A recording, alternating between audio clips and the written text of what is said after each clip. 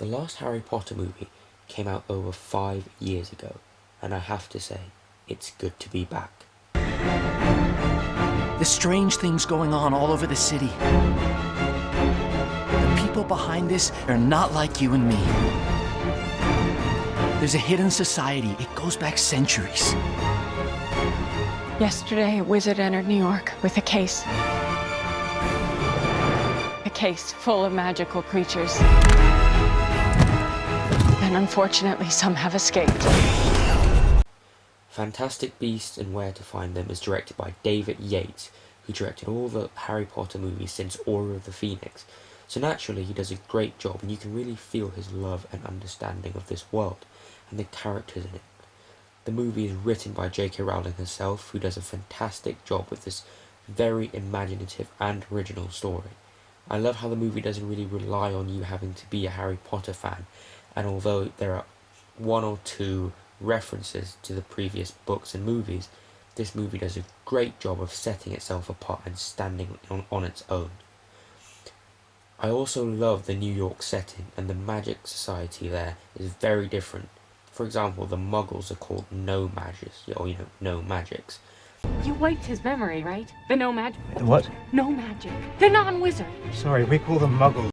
Eddie Redmayne is great as the lead character, Newt Scamander.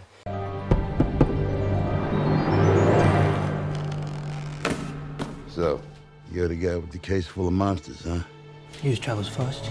Who's very likeable and relatable, but also does a very good job of hiding his pain and suffering, which adds an extra layer to the character, and I feel like Redmayne gives it his all. Also, Dan Fogler plays a Muggle who gets thrown into the situation. Put this on it. But why would I have to wear something like this? Because your skull is susceptible to breakage under immense force. And develops a friendship with Newt Scamander. He's kind of like the comic relief, but does a great job at it, because he never feels annoying, and when he's helping Newt find all the creatures, he never feels like a sidekick, but more like a partner, which I really like. Also in this movie is Catherine Waterston, who plays a witch that is also thrown into the situation.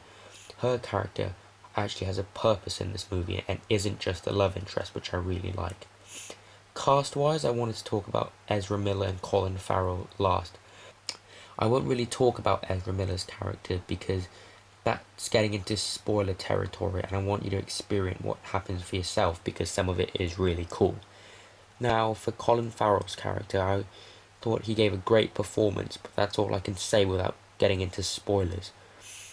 I will say more, but I'm going to put a spoiler warning, so just turn the volume down and turn it back up when the spoiler warning is gone.